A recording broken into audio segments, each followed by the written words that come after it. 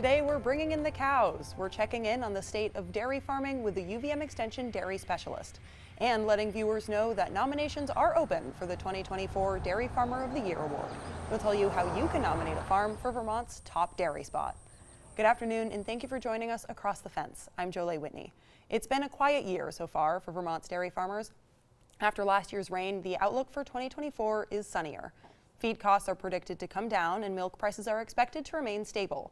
Farmers continue to deal with crop losses from flooding, and it wouldn't be dairy farming in New England if there wasn't some challenges to deal with. To talk about dairy farming in the Green Mountains, I'm joined by UVM Extension Dairy Specialist Whitney Hull. In addition to helping farmers navigate the ups and downs of the business, Whitney chairs a committee on who will choose the 2024 Vermont Dairy Farmer of the Year. Welcome and thank you for joining us. Thanks for having me. Before we jump into some more details, can you just tell me what this award is?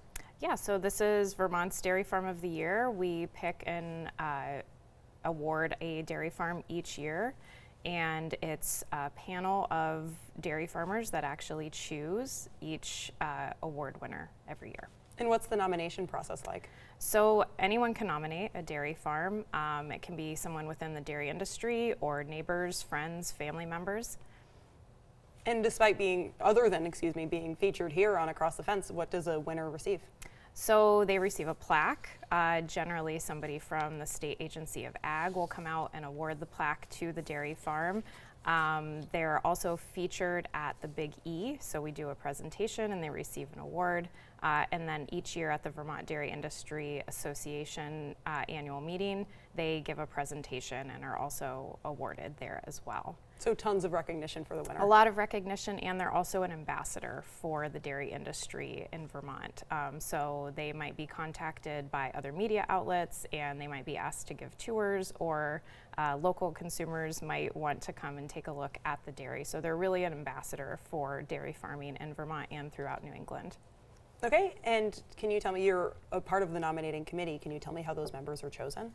So I can't nominate a farm, but I am part of the tour process, and we ask each farm a list of questions. They give us a tour, and anybody can nominate. We ask for nominations. They'll run from about March 15th until May 1st. And then after that time, we use judges from winners that are from the previous 3 years. So we have a panel of dairy farmers that come on the tour, ask questions, and then they discuss as a group and they decide who they would like to nominate for the award for the following year. All right, and we will put up this information at the end of the show as well, but nominations are open, and if you are interested in submitting a nomination for the Vermont Dairy Farmer of the Year, you can visit the website on your screen or call that phone number. And you mentioned the process to, they ask a bunch of questions and they visit the farm. How in-depth is that? Are you guys at the farm for a while? It's generally about an hour per farm. So the farm is able to tell us a bit about their operation and how they do things, anything that's particularly different from maybe what a standard consumer might think of as a dairy farm. And then we have a list of standard questions that we ask each farmer that go over things like their conservation practices, anything they might do that's innovative. Gives us a chance to sort of target some questions. Dairy farmers are famously not great about talking about themselves at times, so it's a good chance for us from the industry and other dairy farmers to kind of let them talk about themselves and give them some ways to expand on what they're doing.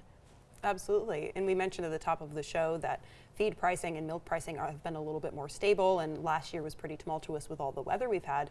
So are farmers optimistic about 2024? They're cautiously optimistic, I would say. That's a pretty famous term for dairy farmers. I think they tend to be eternal optimists, but yeah, so pricing has stabilized a bit, even come up.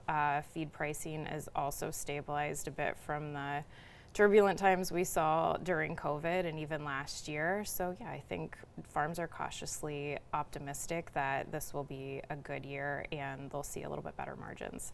And for people who maybe don't have to worry about how they're going to feed their cows, can you tell us what impacted those feed prices so much, specifically in Vermont? Was it the flooding?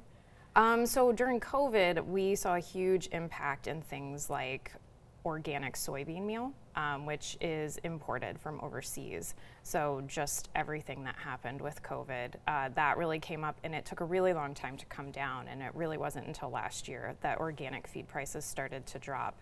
And then with domestic feed prices or conventional, yeah, it's really dependent on the weather, and it's dependent on the weather here and in South America for those crops. So we saw a lot of flooding in the Midwest last year as well, so that really affected things. But you know, we're always hoping for a better year, especially here in Vermont and worldwide, to really stabilize those feed prices.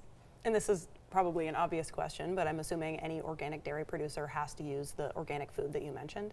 Yeah, so all of their grain, if they purchase grain, needs to have that organic certification on it. That makes sense, yeah. And as of March 1st of this year, how many dairy farmers are there in Vermont?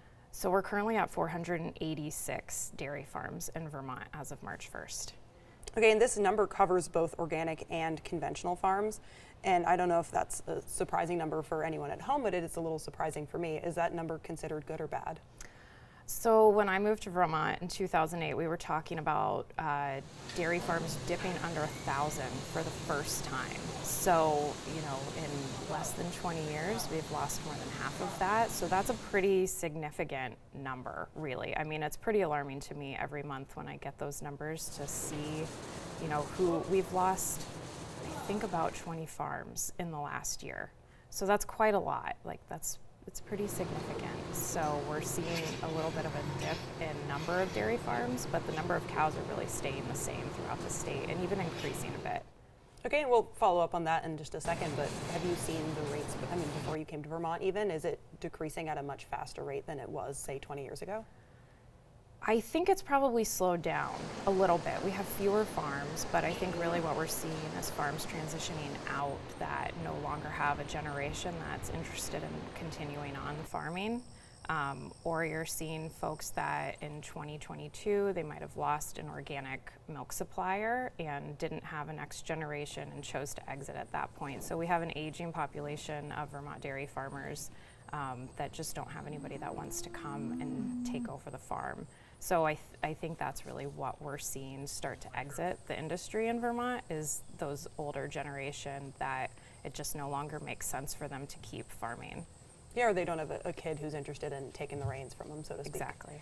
And you mentioned just a minute ago that there are fewer dairy farmers, but the same amount of cows or even more cows and more milk. Can you tell me why that is? So we've gotten really efficient at making more milk with the same number of cows. You know, things have improved, technologies have improved, the quality of the feed has improved, nutrition has improved. Cow comfort is a big one as well. So we've gotten very good at being efficient with the number of cows we have and getting them to make the same amount of milk or even more milk. So that's, I think, why we're seeing the same production with fewer cows.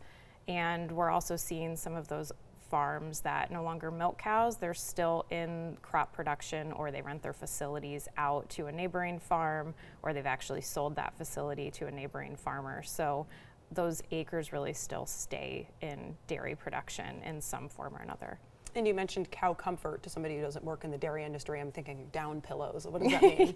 Yeah, sure. So anything that cow comfort increases milk production. So anything that keeps a cow comfortable. So we have fans, we have automatic curtains that can control the temperature in the barn, and they are automated. So when it reaches a certain temperature, fans turn on, curtains come down to allow a more comfortable environment for the cows.